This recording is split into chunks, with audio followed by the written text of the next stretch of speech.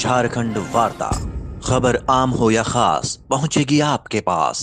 धुरकी थाना क्षेत्र के रक्षी गांव निवासी मुन्नालाल बेदिया का पुत्र राजू कुमार उम्र 16 वर्ष की मौत गुरुवार को सांप के डसने के बाद हो गई।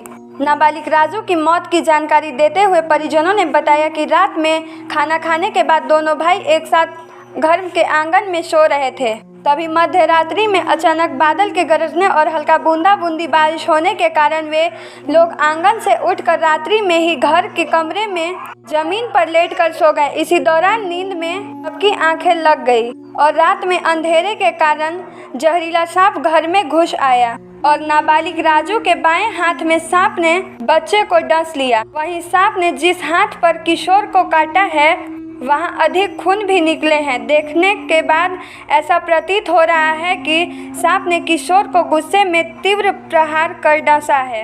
वहीं उसके बाद किशोर की बिगड़ती हालत को देखकर उसके पिता और परिजनों घबरा गए और हाथ से खून निकलता देखकर समझ गए कि उसके मासूम बेटे को सांप ने डस लिया है। उसके बाद परिजन अंधविश्वास के चक्कर में पड़कर झाड़ फूंक कराने लगे। तब तक किशोर के पूरे शरीर में जहरीले सांप का जहर अपना असर करना शुरू कर दिया था और झाड़ फूंक के चक्कर में देर होने से जहर ने असर किया और उसकी मौत हो गई। इधर किशोर राजू की मौत जागरूकता के अभाव में और माता पिता की नासमझी का कारण हो गई और सभी परिजन रोने बिलखने लगे। अंधविश्वास और झाड़ फूंक के चक्कर में रहने के कारण किशोर की मौत हो गई।